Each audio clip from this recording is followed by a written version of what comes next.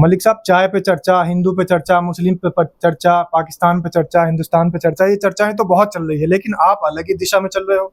शिक्षा पर चर्चा, आपने अब जो है नोएडा से लेकर मुजफ्फरनगर तक शिक्षा पर चर्चा शुरू कर दी है। जी जी, आपने बिल्कुल सही कहा कि भाई हम तो एक अलग ही टाइप की चर्चा पूरे हिंदुस्तान में कर रहे हैं और इसका शीर्षक है शिक्षा पे चर्चा। और देखिए श्रीमान जी, जैसा आपने बताया कि देश में हर बिंदु पे चर्चा है, जाति पे चर्चा, धर्म पे चर्चा, मंदिर पे चर्चा, मस्जिद पे चर्चा, हिंदुस्तान में पाकिस्तान पे चर्चा। अब फिलहाल आप देखो, जब से आतंकवाद की घटना घटी, अपने आप में बहुत ही निंदनीय घटना, और शायद शिक्षा पे चर्चा करते करते मैं भी इस चर्चा में उलझ गया कि जिस तरीके से पाकिस्तान को इन आतंकियों को मुंह तोड़ जवाब देना चाहिए, शायद हिंदुस्तान उस तरीके का मुंह तोड़ जवाब देगा। लेकिन देश में इन सब चर्चाओं के बावजूद अगर सबसे महत्वपूर्ण कोई चर्चा है तो वो हमारी शिक्षा पे चर्चा है। ये देश अगर आगे बढ़ेगा, ये देश अगर विकसित बनेगा, और मैं तो कह रहा देश के प्रधानमंत्री आदरणीय मोदी जी को, अगर आपको अपने सपने को साकार करना, अगर आपको हिंदुस्तान के 143 करोड़ लोगों के सपने को साकार करना, तो आपको भी डॉक्टर कुलदीप मलिक की शिक्षा पे चर्चा का हिस्सा बनना पड़ेगा। लेकिन मलिक साहब, ये तो बताइए, 20 तारीख को आपकी शिक्षा पे चर्चा मुजफ्फरनगर में कार्यक्रम था, क्या फायदा लगा वहां? नहीं श्रीमान जी, वहां क्या फायदा नहीं हुआ। अरे अगर आप कार्यक्रम के अंदर होते तो आपको पता चलता। आज पूरे पश्चिम उत्तर प्रदेश के अंदर डॉक्टर कुलदीप मलिक जिस चर्चा को लेकर निकल रहा, भाई उस चर्चा की जो है जगह जगह चर्चा हो रही, और लोगों को अब समझ आ गया कि ये देश जितना हम जाति धर्म संप्रदाय मंदिर मस्जिद की बात करेंगे, ये देश कहीं ना कहीं इस देश का नुकसान होगा, और जितना हम शिक्षा पे चर्चा की बात करेंगे, ये देश उतना ही आगे बढ़ेगा। आपने एक वादा किया था, पिछली बार की वीडियो आपको याद होगी, आपने कहा था कि एक शिक्षक है जिसकी मृत्यु हो गई, और शिक्षा पर चर्चा करते करते आप उनके घर पहुंचे थे, तो क्या वो वहां पहुंचे, उनकी मदद की आपने? नहीं नहीं, बिल्कुल, अपने आप में ये बहुत ही महत्वपूर्ण क्वेश्चन आपने किया, और मैं आपको बताऊं, बिल्कुल हमने मदद की।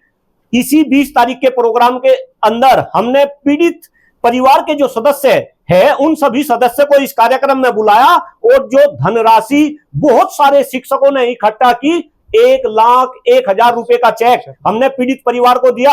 और श्रीमान जी, जो आप बात करते हैं ना कि फायदा क्या हो रहा इस शिक्षा पे चर्चा का, मैं आपसे निवेदन करूंगा, आप जाओ जरा मुजफ्फरनगर के अंदर जट मुजेड़ा गांव में, जिस बहन के हाथ में हमने 1,01,000 रुपए का चेक दिया, आप उसको समझो किस तरीके से। आप 1,000 का दिया, 1,00,000 का दिया? 1,01,000 रुपए का चेक हमने दिया बहन को। और वो बहन जिसके पति, जरा ध्यान दे, शिक्षा व्यवस्था की पोल खोलती हुई ये सारी की सारी बातें, जिसके पति आज हमारे बीच में नहीं रहे, 19 साल से एक विद्यालय में काम करते थे, और उनकी तनख्वाह मात्र केवल और केवल 9,000 रुपए महीना थी। मलिक साहब, आपने तो 1,01,000 का चेक दे दिया, आपने शिक्षा पर चर्चा कार्यक्रम रखा, आपके कार्यक्रम में वो आ गई, लेकिन जो मौजूदा वहां पर जो नेता हैं, जो इस टाइम जो शिक्षक नेता बने हुए हैं, उन्होंने कितने का चेक दिया, ये भी तो भाई यही तो बात पूछने की। आप पूछ के देखो, जो नेता बन रहे, जो जनप्रतिनिधि बन रहे, भाई वे तो उनके घर में झांकने तक नहीं गए। अरे धिक्कार है ऐसे लोगों के ऊपर। आप गाय के ऊपर राजनीति करते हैं, और मैं सोशल मीडिया के ऊपर ये बात बोली कि जब मुझे उस शिक्षक के परिवार के हालात का पता चला, तो मैंने उनके प्रधानाचार्य जी से बात करी कि भाई उनके आर्थिक हालात कैसे है। इसमें गाय कहां से आ गई? मैं बता तो रहा, प्रधानाचार्य जी ने उनके आर्थिक हालातों को बताते हुए मुझे बताया कि उनके घर के हालात ऐसे है कि इंसान तो इंसान, उनके घर में तो एक गाय है जिसे खाने के लिए चारा नहीं। तब डॉक्टर कुलदीप मलिक उनके घर पे पहुंचा। मतलब ये गौरक्षा वाले जो है दिखावे के हैं सारे के सारे? क्यों भाई, इससे और क्या बात आप मेरे से कहलवाना चाह रहे? मेरे से कहलवाओगे? अरे जो सच्चाई है वो सच्चाई तो सबके सामने है। भाई आप गाय के ऊपर राजनीति करोगे, आप धर्म के ऊपर राजनीति करोगे, और आप इस तरीके की हरकत करेंगे कि अगर शिक्षक जनप्रतिनिधि बनाया गया, मेरठ के अंदर इतिहास रचा गया, वो शिक्षक प्रतिनिधि पीड़ित परिवार तक नहीं जा सकता। वो वहां पे अपनी बैठक तो करेंगे। आपकी जानकारी के लिए बताऊं, हमारे 20 तारीख के प्रोग्राम से पहले 25 तारीख को इन लोगों ने एक बैठक तो मुजफ्फरनगर के अंदर रख दी, अपना प्रोग्राम तो कर लिया, लेकिन ये वहां तक नहीं जा सके। 25 मार्च को, 25 अप्रैल को, हमारा 20 को हुआ, 15 अप्रैल को इन्होंने जो है बैठक रखी, लेकिन ये पीड़ित परिवार के घर तक नहीं जा सके। आपके चैनल के माध्यम से मैं कह रहा कि सब कुछ जनता देख रही, ये घटिया राजनीति बंद कर दो, घटिया राजनीति बंद कर दो। राजनीति सेवा भाव के लिए होती है, अगर आपके अंदर सेवा भाव नहीं है तो छोड़ दो, राजनीति को उद्योग मत बनाओ। ये पब्लिक है, सब देख रही, मास्टर शिक्षक किस तरीके से पीड़ित है।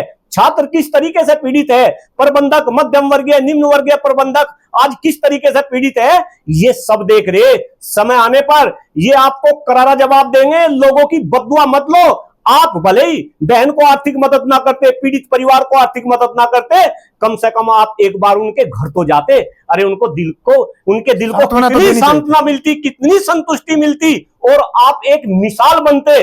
डॉक्टर कुलदीप अगर उनके घर जाता है तो भाई डॉक्टर कुलदीप मलिक के पास में क्या है? डॉक्टर कुलदीप मलिक के पास तो कुछ भी नहीं, लेकिन आप तो जनप्रतिनिधि है, आपके पास धन है, आपके पास बल है, आपके पास सत्ता है।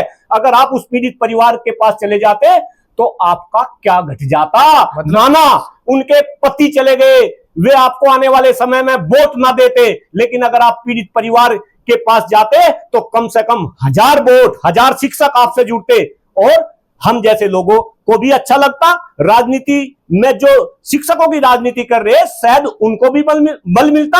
आप इस तरीके की घटिया राजनीति, और इससे पहले ये तो जगह जगह घटनाएं हो रही है। एक मुजफ्फरनगर की घटना थोड़ा ही है, 2 महीने पहले एक शिक्षक ने सुसाइड करा, शामली के अंदर सुसाइड करा।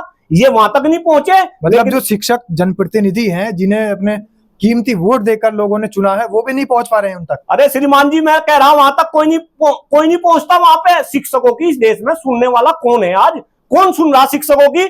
किस तरीके से आज शिक्षा क्षेत्र में काम करने वाले हर लोग परेशान हैं, भले ही वे छात्र हो, अभिभावक हो, प्रबंधक हो, सबके सब परेशान। लेकिन अभी समय है ना चुनाव में, जब चुनाव करीब आएगा तो पहुंच जाएंगे। देखिए श्रीमान जी, हाँ ये बिल्कुल बात आपने सही कही। अभी चुनाव में समय है, जब चुनाव, और अब तो ये निकलने लगे। खैर ये मैं बताऊं, ये तो सारे के सारे जो है बिल में अंदर घुसरे थे, लेकिन ये तो डॉक्टर कुलदीप मलिक है। मैंने भी 4 साल पहले एमएलसी शिक्षक वर्ग का चुनाव लड़ा था, लेकिन हारने के बावजूद डॉक्टर कुलदीप मलिक आज तक एक दिन भी अपने घर में नहीं बैठा। शिक्षकों की, प्रबंधकों की, अभिभावकों की सेवा में मैं तो हमेशा तत्पर रहता हूं। क्यों भाई?